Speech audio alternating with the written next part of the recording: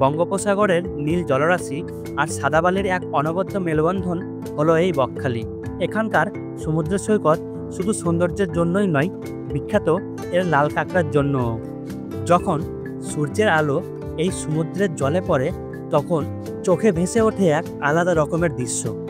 বকখালির পাশে বিস্তৃত ম্যানগ্রোভ বনাঞ্চল, যেখানে প্রকৃতির একান্ত নিস্তব্ধতা মন ছুঁয়ে যায়। আর রাতের বেলায় যখন ঢেউয়ের শব্দের সঙ্গে মিশে যায় হালকা বাতাসের সুর, তখন বকখালির বীজ যেন এক অন্য জগৎ। সৈকতের ধারে সারি সারি দোকান, তাজা সামুদ্রিক মাছ, আরও বিভিন্ন ধরনের খাবারের দোকান, সব মিলিয়ে সন্ধ্যার আড্ডা জমে ওঠে সমুদ্রের পাশে। আর সকালে সাদা বালির সৈকতে নেমে ঢেউয়ের সঙ্গে খেলা, এই যে কি আনন্দ তা বলে বোঝাতে পারবো না। আজকের এই ব্লগে তোমাদের দেখাবো বকখালির স্নিগ্ধ প্রকৃতি, শান্ত রাত আর সাগর পাড়ের অনন্য জীবন। সঙ্গে থাকবে আমার নিজস্ব অভিজ্ঞতা এবং বকখালি ভ্রমণের সমস্ত তথ্য। নমস্কার, আমি রাহুল। যাযাবর মন নিয়ে বেরিয়ে পড়ি নতুন নতুন অভিজ্ঞতার সন্ধান। প্রথমে জানাই সকলকে বিজয়া দশমীর আন্তরিক শুভেচ্ছা। আজকে হচ্ছে 3রা অক্টোবর। আমি এখন দাঁড়িয়ে আছি বকখালি সি বিচে। আর এই বকখালি বিচে আমি কী করে এলাম আগে তোমাদেরকে সেটা বলি, তারপরে বাকি কথা বলছি। প্রথমেই রামপুরহাটের বাড়ি থেকে 2 অক্টোবর রাত 10টা বেজে বেরিয়ে পড়ি স্টেশনের উদ্দেশ্যে। পথে পড়েছিল মা দুর্গার বিসর্জন আর কার্নিভ্যালের কিছু মুহূর্ত। বিভিন্ন রকম লাইটিং আর ঢাকের শব্দে যেন পুরো শহর মেতে উঠেছে। আয়ুষের এটা 2nd ট্রেন জার্নি। ওর উচ্ছ্বাস দেখে মনে হচ্ছে যেন আজকে ও ট্রিপের আসল নায়ক। খুশিতে ওর ঘুম নেই, সারাক্ষণ ট্রেন ধরার অপেক্ষা। বলছে আমি ট্রেনে উঠলেই ঘুমাবো। ট্রেনের স্লিপার ক্লাসে ওর ভালো ঘুম আসে। আজ 3 তারিখ, 3 অক্টোবর, 12টার মধ্যে বাজে। ট্রেন আছে 12টা 6 মালদা গৌড় এক্সপ্রেস। আমাদের ট্রেন মালদা গৌড় এক্সপ্রেস রামপুরহাট থেকে রাত 12টা 6 ছাড়ার কথা ছিল, কিন্তু একটু দেরি করে প্রায় 30 মিনিট লেটে স্টেশনে আসে। তবে ভ্রমণের আসল আনন্দ তো এই অপেক্ষাতেই। ট্রেনে উঠে আমরা জায়গা নিলাম আমাদের নির্ধারিত কোচ S3, সিট নাম্বার 65 আর 67-তে। দেখে মনে হলো পুরো ট্রেন একদম ঘুমে আচ্ছন্ন। আমরাও চুপচাপ ব্যাগ রেখে ঘুমানোর চেষ্টা করলাম যেন কেউ বিরক্ত না হয়। কিছুক্ষণ পর বুঝতে পারলাম আমাদের ট্রেন পৌঁছে গেছে বর্ধমান স্টেশনে। তখন আমি উঠে দাঁড়িয়ে গেলাম দরজার কাছে। রাতের ঠান্ডা হাওয়া মুখে লাগছিল, আর সেই মুহূর্তে শান্তি সত্যি বলতে বলে বোঝানো যায় না। তারপর আবার বাড়িতে ফিরে শুলাম। একটুখানি চোখ বুজে বিশ্রাম নিতে নিতে দেখলাম জানালার দিকে আমাদের ট্রেন শিয়ালদা স্টেশনে ঢুকে পড়েছে। এখনই আমরা শিয়ালদা স্টেশনে পৌঁছালাম। গতকাল রাত্রে, গতকাল নয় আজ ভোর রাত্রেই 12টা 6 মালদা গৌড় এক্সপ্রেস রামপুরহাট থেকে ধরে এসে এইমাত্র পৌঁছালাম। আর সময় ছিল পৌঁছানোর 4:40, কিন্তু তার আগেই ট্রেন পৌঁছে দিয়েছে আমাদের শিয়ালদা স্টেশনে।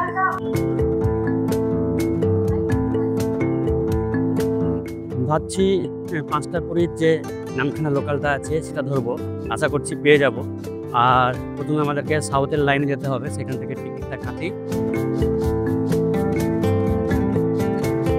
আমার মতো তোমরাও চাইলে শিয়ালদার সাউথ সেকশন থেকে মাত্র 25 টাকার বিনিময়ে নামখানার টিকিট কেটে চেপে পড়ো নামখানা লোকালে।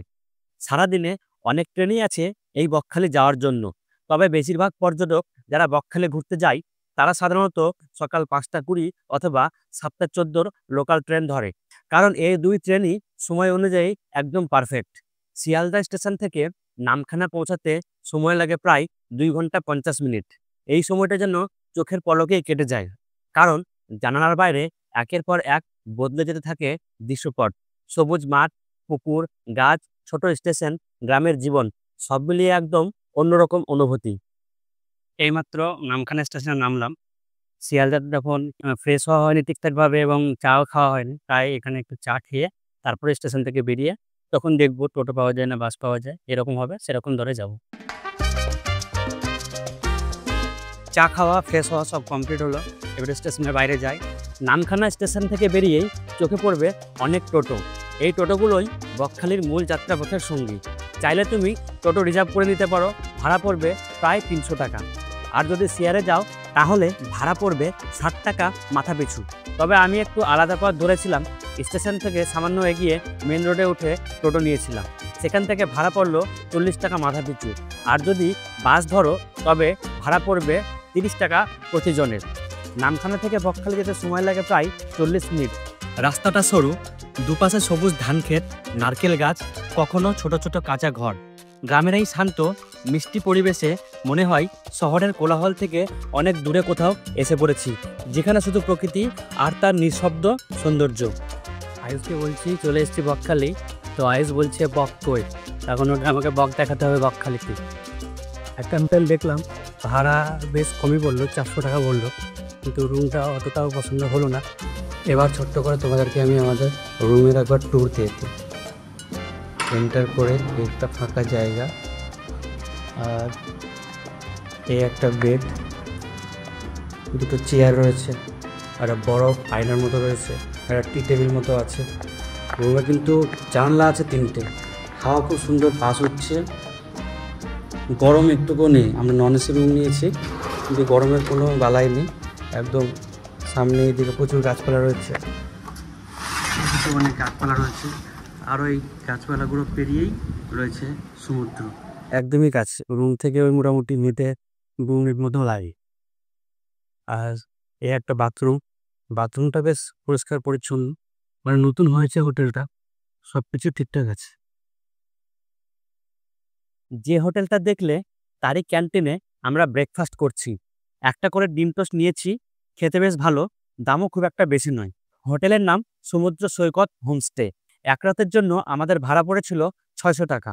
হোটেলের কন্ট্যাক্ট ডিটেলস ডেসক্রিপশন বক্সে দিয়ে রাখলাম। হোটেল থেকে সমুদ্র সৈকত পায়ে হেঁটে 2 মিনিটও লাগে না।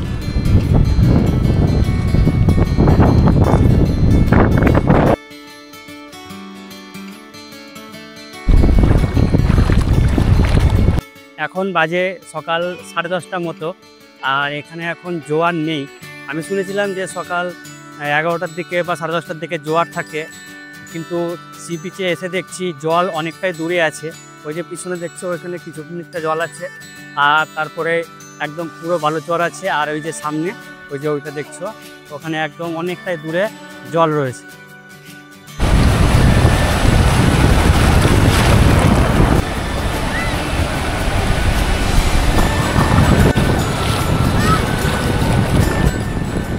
আইস কিন্তু হেভি এনজয় করছে, ও সমুদ্র বরাবরই ভালোবাসে। এর আগে পুরীতে গেছিলো, পুরীতেও হেভি এনজয় করেছে, এখনও ভালো এনজয় করছি। ওর সমুদ্র খুবই ভালো লাগে, যা বুঝছি আমি।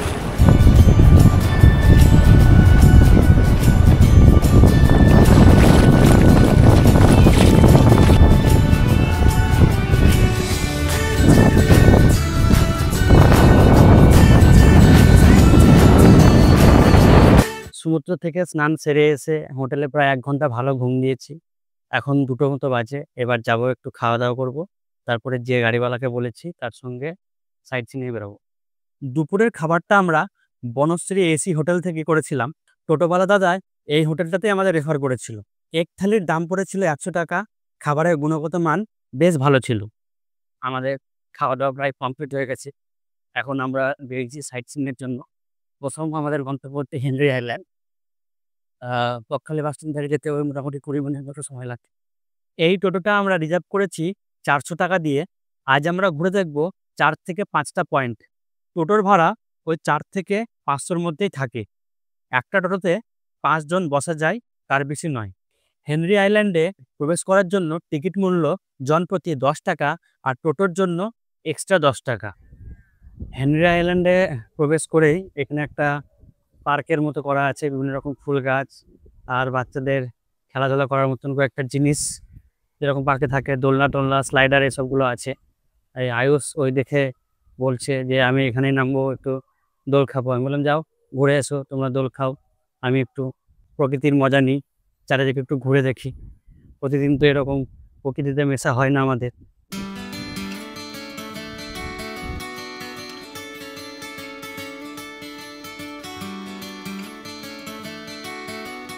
যারা হেনরি আইল্যান্ডে রাত কাটাতে চাও তারা এই গেস্ট হাউসগুলোতে থাকতে পারো, তবে মনে রাখবে গেস্ট হাউসের বুকিং শুধুমাত্র অনলাইনেই হয়। এই যে নাম হেতাল, এটার নাম হচ্ছে বরান। সব গাছের নামে নাম দেওয়া হয়েছে এই বিল্ডিংগুলোকে। হেনরি আইল্যান্ডের কিছুটা এসে টোটো আমাদের নামিয়ে দেয়। এখান থেকে আমাদের পায়ে হেঁটে যেতে হবে সি বিচের দিকে। কাঠের পোলে একে একে পারাপার করুন। এই পাশে এগুলো রয়েছে দুই পাশে যে গাছগুলো দেখছো এগুলো সব হচ্ছে সুন্দরী গাছ, আর নিচে ওইদিকে রয়েছে ম্যানগ্রোভ।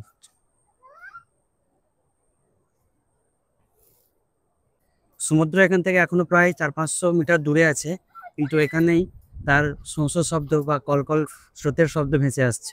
এই যে এগুলো সব ম্যানগ্রোভ, একটু আগে বেরিয়ে এলাম, সব সুন্দরী গাছ, এগুলো সব ম্যানগ্রোভ। কি সুন্দর লাগছে, যতদূর চোখ যায় তত দূরে এরকম সবুজ গাছ। আমার পিছনে যে গাছগুলো আছে গাছগুলোতে খুব কাঁটা আছে, গাছগুলোর নাম ঠিক আমার মনে পড়ছে না, হয়তো বা বাবলা গাছ মনে হচ্ছে। চরম কাঁটা, সাবধানে যেতে হবে, আর হাফ হাতা জামা পরে থাকলে তো হাতগুলো চিড়ে যাওয়ার ভয় আছে। ও, কি সুন্দর জায়গাটা। এই শান্তির খোঁজেই তো সুদূর মুর্শিদাবাদ থেকে ছুটে এসেছি এই বকখালিতে। দারুণ লাগছে, কিন্তু এই সি বিচে কিন্তু নামা নিষেধ, মানে চোরাবালি আছে, হয়তো যে কোনো সময় টেনে নিতে পারে।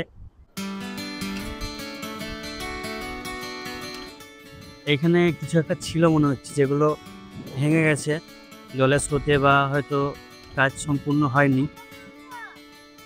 আর বিচে একদম কাদায় ভর্তি, মানে বেশিক্ষণ দাঁড়ানো এখানে যাবে না, তবে জায়গাটা বেশ সুন্দর, কিছুক্ষণ সময় কাটানোর জন্য ভালো। আমার সব থেকে ভালো লেগেছে এই যে এই জায়গাটা, খুব সুন্দর একটা জায়গা। মানে এই গাছগুলো দুই দুই দিকে দুই গাছগুলো সেট তৈরি করে দিয়েছে, মনে হচ্ছে না উপরে একটা ছাউনি দেওয়া আছে, আর এই ভিতর দিয়ে রাস্তা চলে গেছে। দারুণ দারুণ, এটাই তো প্রকৃতির খেলা। এইগুলো তো কোনোদিন ম্যানমেড হতে পারে না, শুধু প্রকৃতি তৈরি করতে পারে এইসব জিনিস।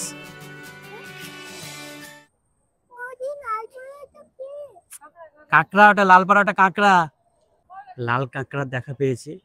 সবসময় কিন্তু এই লাল কাঁকড়ার দেখা পাওয়া যায়নি, এখন তো কমে গেছে, আগে অনেকটা পাওয়া যেত। লাল কাঁকড়ার সাথে আরো অনেক কাঁকড়া আছে পাশে।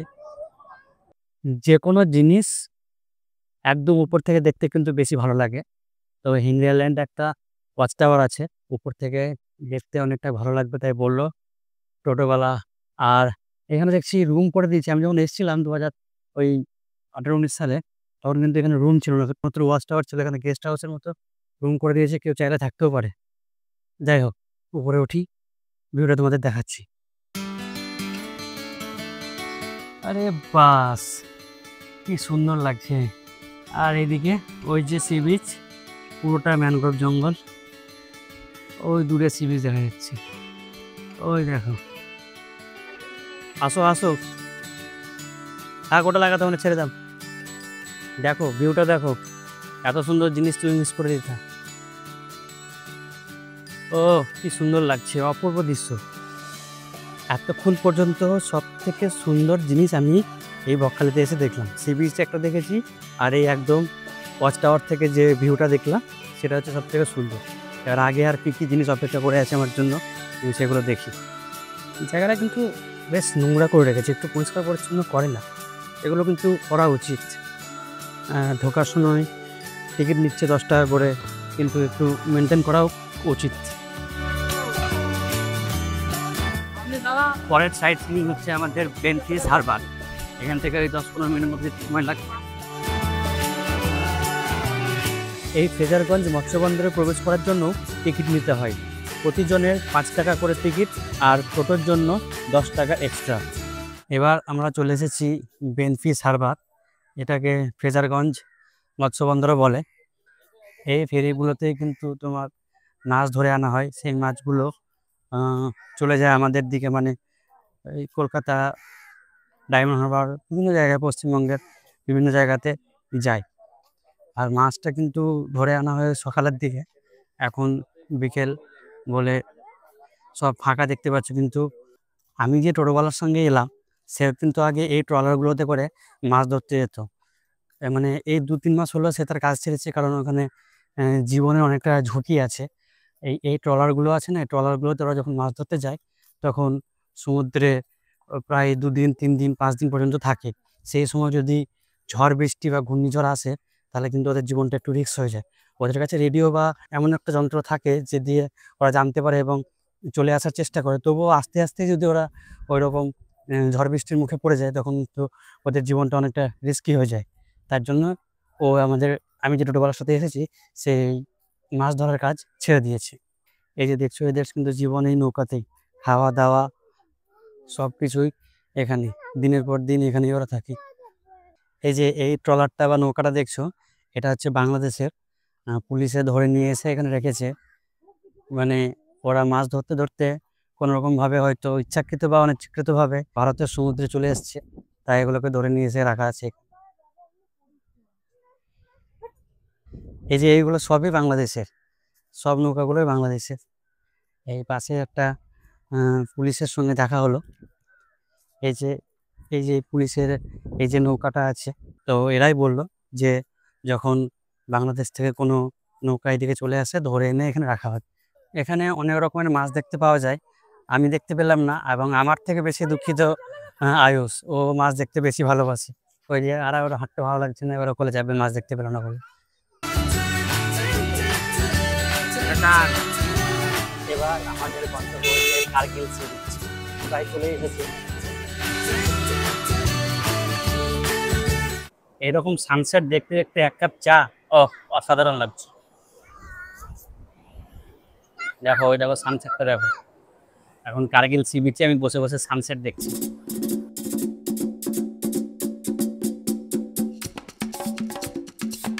এই কার্গিল সি বিচে দেখছি সমুদ্র বিশাল উত্তাল। বকখালিতে কিন্তু এতটা সমুদ্র উত্তাল নয়, আর একদম বড় বড় ঢেউ আছড়ে পড়ছে। মোবাইলে হয়তো অতটা ভালো বোঝা যাচ্ছে না, বিশাল বড় বড় ঢেউ হচ্ছে।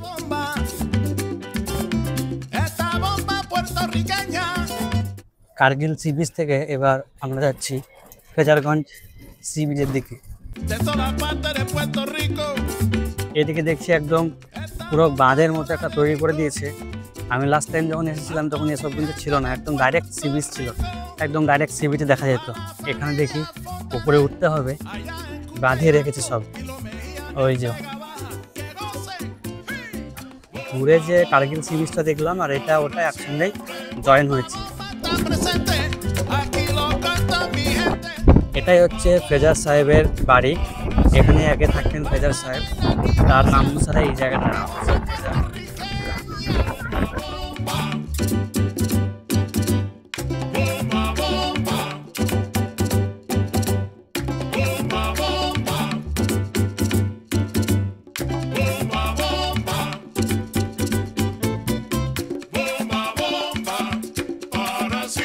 একা সময় কাটানো হোক অথবা ফ্যামিলি অথবা বন্ধু বান্ধব, আমার মনে হয় বকখালি সি বিচের থেকে এই কার্গিল সি বিচ আর এই ফ্রেজারগঞ্জ সি বিচটা অনেকটা বেটার।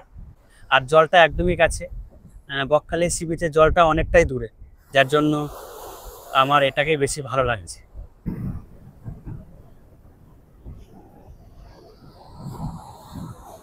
যদিও কার্গিল সি বিচ আর এই ফ্রেজারগঞ্জের সি বিচের মধ্যে বেশি দূরত্ব নেই, জাস্ট 3-4 মিনিটেরই রাস্তা।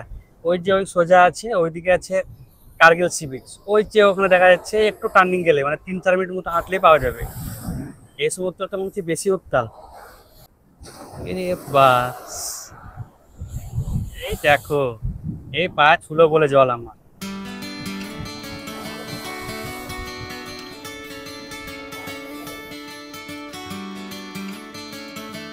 এখান থেকেই মেন বিচ মার্কেট শুরু। রাস্তার দুই পাশে রয়েছে বিভিন্ন রকম খেলাধুলার, তারপরে লেডিসদের শপিং করার জিনিসপত্র, সেগুলো নিয়ে পুরো মার্কেটটা একদম জমজমাট হয়ে বসেছে। তারপরে আবার দুর্গা পুজোর এখানে প্যান্ডেল এখনো শেষ হয়নি, আজকে একাদশী। আর এদিকে রয়েছে পুরো মার্কেট।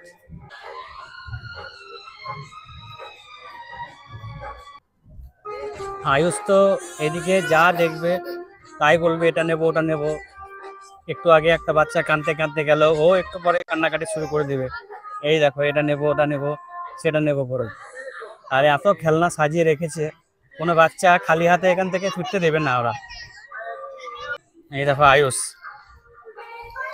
এটা দাও ওটা দাও, এটা কিনো ওটা কিনো, হাজার রকম কথা ওর রেগেই আছে।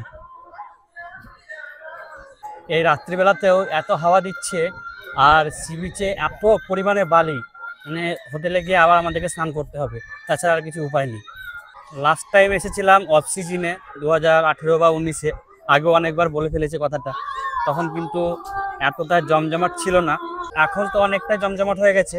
তারপরে পুজোর পর বলে আরও বিশাল জমজমাট, এবং প্রচুর প্রচুর খাবারের দোকানপাট এসব রয়েছে। তার সাথে সাথে প্রচুর মানুষের ভিড়। এখন কালী পুজো পর্যন্ত এখানে একটা সিজন বলতে পারো, যে প্রচুর মানুষজন বেড়াতে আসবে। আর ভিড়টা দেখায় তোমাদেরকে, দেখেছো একদম লাইন ধরে সারি সারি বিভিন্ন রকম খাবারের দোকান, seafood, phuchka stall, ice cream, আরো বিভিন্ন রকম জিনিস আছে। এই যে ওই গাড়িগুলো দেখেছে, এখন ওর বায়নায় গাড়িগুলোতে চাপবে।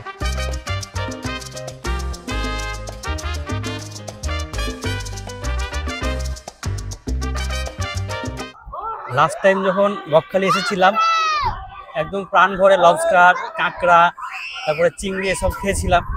দিয়ে বাড়ি যাওয়ার সময় হয়নি, খুব ভালো কথা, ঠিক বাড়ি পৌঁছেছি আমার তার একটা স্টপেজ আগেই আমার ফুড পয়জন হয়ে গেছে। তো সেই ভয়ে আমি সেদিন থেকে সি ফুডকে নমস্কার করেছি, আমি আর সি ফুড খাবো না। এখন দেখি যদি চিকেন পকোড়া বা এসব জাতীয় কিছু পাই সেগুলো খাবো, অন্যান্য কোনো জিনিসে আমি হাত দেবো না। এখানে একটা চিকেন পপকর্নের দোকান দেখলাম, এখান থেকে কয়েকটা চিকেন পপকর্ন অর্ডার দিলাম। কয়েকটা বলতে 50 টাকায় হাফ প্লেট, 10 পিস মতো দেবে হয়তো। এই যে চিকেন পপকর্ন দিয়েছে, 10 পিস মতো আছে, 50 টাকা দাম। স্বাদ কিন্তু মোটামুটি খুব একটা বেশি নেই, দাম হিসেবে সেরকম নয়। দুপুরে যখন স্নান করতে আসি তখন কিন্তু সমুদ্রের জল অনেকটাই দূরে ছিল, এখন একদম বকখালি সি বিচের একদম সামনেই রয়েছে। এই যে দেখো জল, তবে ঢেউ কিন্তু বেশি আমি দেখলাম কার্গিল সি বিচে আর ফ্রেজারগঞ্জে। লেডিস থাকবে সঙ্গে আর চাট বা ওই ফুচকা জাতীয় জিনিস খাবে না, এটা হয় না।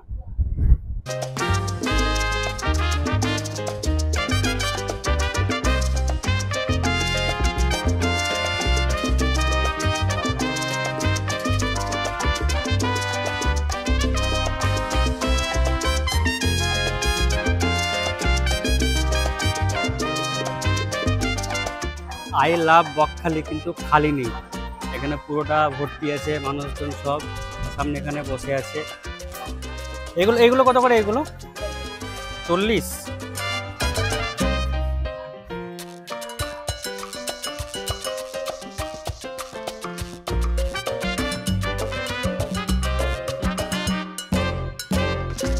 এখন ওই সকাল 6টা মতো বাজে, বিচের দিকে যাচ্ছি, একবার যাই।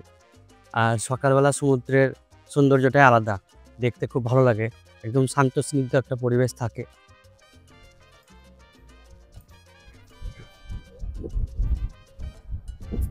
কেন জানি না কাল থেকে সমুদ্র তীরে চরম হাওয়া দিচ্ছে, মানে সেই চরম মানে চরমই হাওয়া। আর এত বালি উঠছে যে খালি চোখে থাকাই যায় না, গোটা শরীর একদম বালিতে ভর্তি হয়ে গেছে, কিন্তু ভালো লাগছে। একটা সুন্দর ফুরফুরে হাওয়া শরীরে লাগছে, গায়ে লাগছে, শরীর মন সব একদম খুশি হয়ে যাচ্ছে, আনন্দ হয়ে যাচ্ছে। আর ওইদিকে সানরাইজ হচ্ছে, হচ্ছে বলতে হয়ে গেছে। আমি অনেকক্ষণ আগেই ভেবেছিলাম যে নিচে আসবো, কিন্তু ঘুম থেকে উঠতে দেরি হয়ে গেল। কাল সারাদিন জার্নি করেছি, সকাল সকাল উঠতে পারলাম না। 5টার দিকে আসতে পারলে খুব ভালো হতো। মর্নিং ওয়াক তো কোনোদিন করি না, তাই সমুদ্রে যখন আসি সকালবেলা উঠে এই সমুদ্রের ধার বরাবর হাঁটতে বেশ ভালো লাগে। এত হাওয়া দিচ্ছে এই সি বিচে, আর যে সি বিচে যে বালিগুলো আছে না উড়ে যাচ্ছে, মনে হচ্ছে যেন যখন জল গরম করি তখন কিন্তু জলে যে বাষ্প হয়ে ওঠে, গরম জলগুলো যখন আস্তে আস্তে বাষ্প হয়ে ওঠে, সেরকম মনে হচ্ছে যেন সমুদ্র তীরটা একদম বাষ্পীভূত হয়ে উপরের দিকে উঠে যাচ্ছে। দেখতে কিন্তু অসাধারণ লাগছে, এরকম দৃশ্য আমি এর আগে দেখিনি। দারুণ লাগছে, দারুণ। আমি এর আগেও বকখালি এসেছি, কিন্তু এরকম দৃশ্য আমার চোখে পড়েনি। এই হাওয়া দিচ্ছে বলেই হয়তো আমি এই জিনিসটা দেখতে পাচ্ছি, নাহলে কিন্তু পেতাম না। কাল যখন স্নান করতে এসেছিলাম, ওই যে দূরে 2-1টা মানুষ দাঁড়িয়ে আছে, অতদূর পর্যন্ত জল ছিল, এই কাছে সামনে আসেনি। ভাটার সময় ছিল, এখন জোয়ারের সময় বলে একদম কাঠে জল এসছে। এই অবস্থায় স্নান করতে বেশি ভালো লাগবে। গতকাল রাতে এগুলো সব খোলা ছিল, এখন বন্ধ আছে, শুধুমাত্র কয়েকটা চায়ের দোকানই খোলা আছে। সকালে এলাম, সি বিচ ঘুরলাম, সবই হলো, কিন্তু একটা চা না খেলে এই সি বিচে সকালবেলা ঘোরাটা একদম পুরোপুরি অসম্পূর্ণ থাকে। তাই এক কাপ চা সকালে অবশ্যই লাগে। আমি পুরী বা দীঘার সঙ্গে এটা তুলনা করব না। প্রত্যেকটা সমুদ্র সৈকতের একটা আলাদা সৌন্দর্য আছে। কিন্তু এই জায়গাতে স্পেশালি বকখালিতে, আমি এটা পুরীতে দেখিনি, দীঘার বিচ বা পুরীর বিচ কিন্তু অনেকটা পরিষ্কার পরিচ্ছন্ন হয়ে থাকে। আর এখানে কিন্তু সবাই দেখছি নোংরা, প্লাস্টিক, তারপর আরো সব ভালো মন্দ খাবার টাবার খেয়ে সব এখানে ফেলে রেখেছে। আর সমুদ্র সৈকতকে কিন্তু সবসময় একটু পরিষ্কার করে রাখা আমাদের উচিত, আমাদের সবারই সেটা কর্তব্য। বড় ইচ্ছে থেকেছে ব্লগ করবে, তাই বলছে ক্যামেরাটা চালিয়ে দাও। ও কিন্তু মোবাইলটা ধরে কথা বলছে, যেভাবে ব্লগাররা বলে সেভাবে। তাহলে বন্ধুরা, কেমন লাগলো তোমাদের এই একদিনের বকখালি ভ্রমণ? তোমাদের যদি ভিডিওটা ভালো লেগে থাকে তাহলে অবশ্যই একটা লাইক দিও, আর এই চ্যানেলটা সাবস্ক্রাইব করে রেখো আরও এরকম ট্রাভেল ব্লগ পেতে।